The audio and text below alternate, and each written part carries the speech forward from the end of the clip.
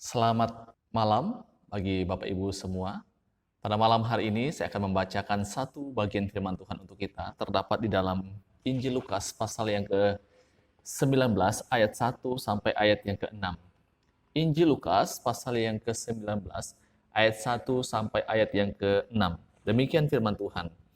Yesus masuk ke kota Yeriko dan berjalan terus melintasi kota itu. Di situ ada seorang bernama Sakius, kepala pemungut cukai, dan ia seorang yang kaya. Ia berusaha untuk melihat orang apakah Yesus itu, tetapi ia tidak berhasil karena orang banyak, sebab badannya pendek. Maka berlarilah ia mendahului orang banyak, lalu memanjat pohon ara untuk melihat Yesus yang akan lewat di situ. Ketika Yesus sampai ke tempat itu, ia melihat ke atas dan berkata, "Sakeus, segeralah turun, sebab hari ini aku harus menumpang di rumahmu." Lalu Sakeus segera turun dan menerima Yesus dengan sukacita. Bapak Ibu Saudara, Blaise Pascal pernah mengatakan seperti ini. Ada sebuah ruang kosong ciptaan Allah di dalam diri setiap manusia yang hanya bisa diisi oleh Tuhan Yesus Kristus.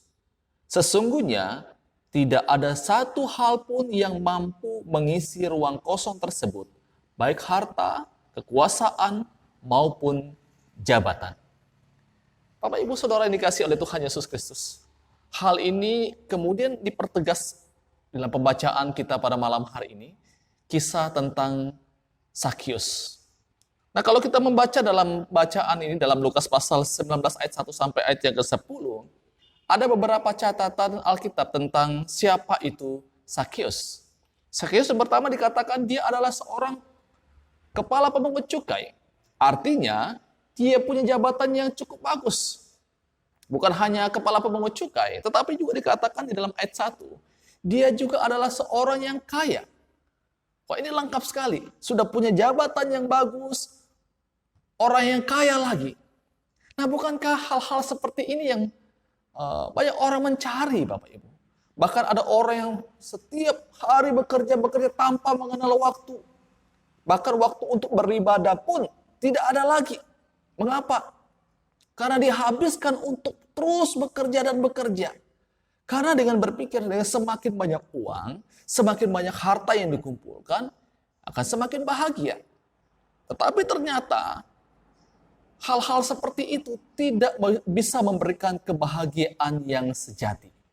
Kita lihat apa yang dilakukan oleh Sakius, Bapak Ibu. Saya sangat yakin kalau Sakius bahagia dengan hartanya, dia tidak mungkin datang mencari Yesus.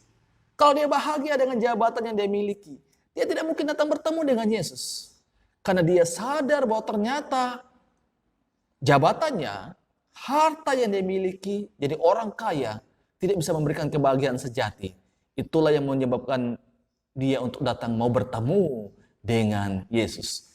Karena ada kekosongan di dalam dirinya.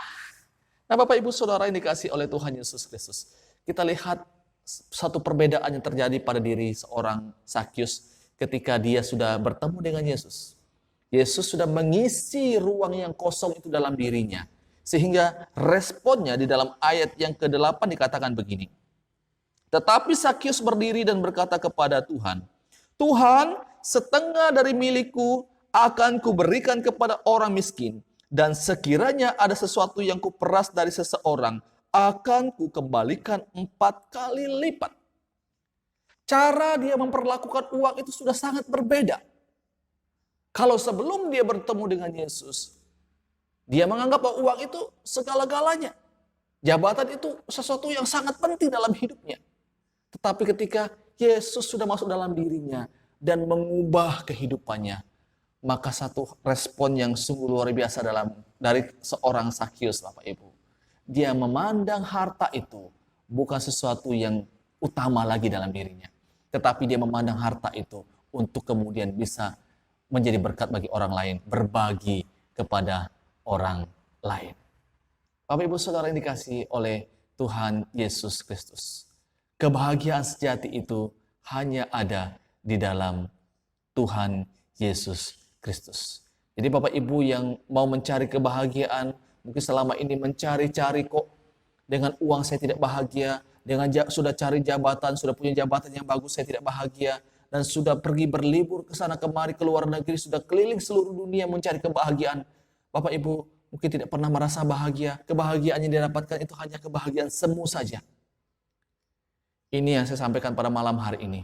Kalau Bapak Ibu mau mendapatkan kebahagiaan yang sejati itu, maka itu hanya ada di dalam Tuhan Yesus Kristus. Tidak ada di tempat yang lain. Mau mengisi ruang kosong itu dengan yang lain, engkau pasti akan kecewa. Tetapi jika mengisi ruang kosong itu dengan Yesus Kristus, maka engkau akan mendapatkan kebahagiaan yang sejati. Demikian firman Tuhan untuk kita pada malam hari ini. Selamat malam dan selamat beristirahat.